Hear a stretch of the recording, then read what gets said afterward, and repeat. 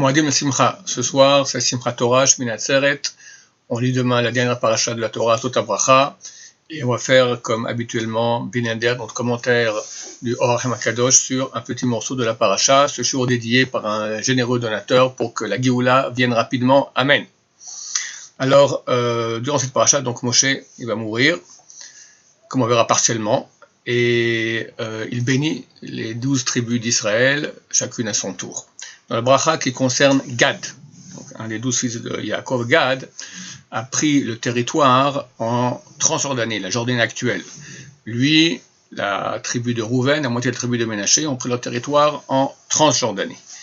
En contrepartie, ils se sont engagés à rentrer en tête du peuple d'Israël dans la conquête de la Cisjordanie, d'accord, de la terre d'Israël actuelle, pour pas affaiblir le peuple. Alors, Moshe Rabbeinu les bénit et dit le verset Vayar Reshit Lo. Littéralement, pour expliquer, Vayar, et il a vu, Reshit c'est au début de, Lo à lui. Bon, Rashi explique, il a vu de prendre à lui le début de, c'est quoi le territoire qui a été conquis en début de la conquête. Ben Israël ont conquis donc toute la région, comme je dis, Transjordanie, c'était le territoire de Sihon et de Og, et Gad décide de s'installer là-bas. Donc il a vu à prendre pour lui le territoire du début de la conquête. Pourquoi? Kisham Chelkat Mechokek Safoun, car là-bas, la part du législateur, c'est donc Moshe Rabbeinu, celui qui a donné toute la loi de notre Torah, Safoun est caché.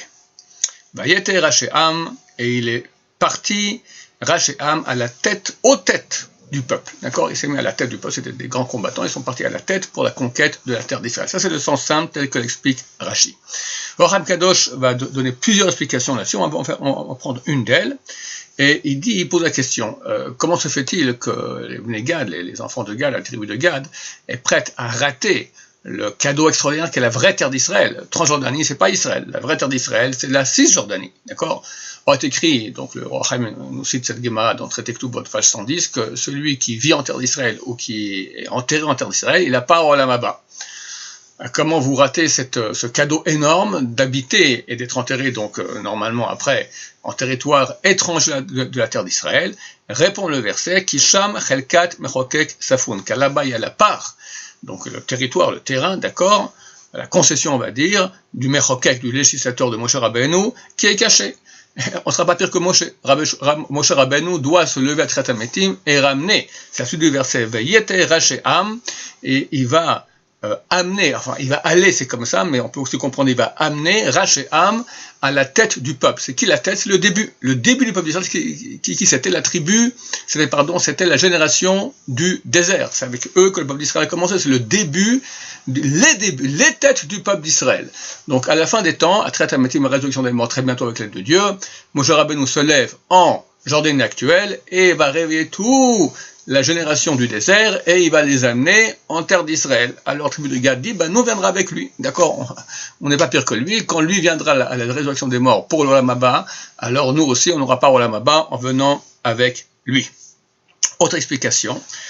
Kisham Chelkat Mechokek Safoun. Car là-bas, il y a la part, d'accord, une partie du législateur qui est enterré. Une partie, dans le sens simple, c'est une partie du territoire. Là, on peut comprendre aussi une partie de Moshe Rabbeinu lui-même. Un peu plus loin, au verset 5 du dernier chapitre de la Torah, est écrit que Vayamot Sham Moshe Eved Hashem, et est mort là-bas Moshe, le serviteur de Dieu, Beres Moab, dans la terre de Moab. Or HaKadosh dit, il est mort là-bas. Qui est mort là-bas? La petite partie du corps. Lui, le reste de Moshe Rabbeinu, il est monté très très haut dans Olam Haba. Il n'est pas tout enterré. Donc seulement là-bas, il est mort. Une petite partie de son corps, c'est rien du tout.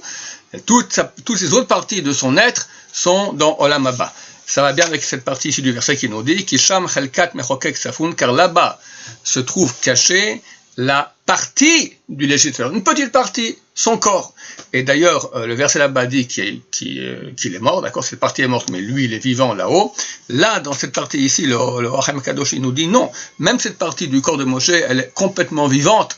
Moshe Rabbeinu, lorsqu'il peut mourir, il est complètement une entité de vie énorme grâce à sa grande sainteté.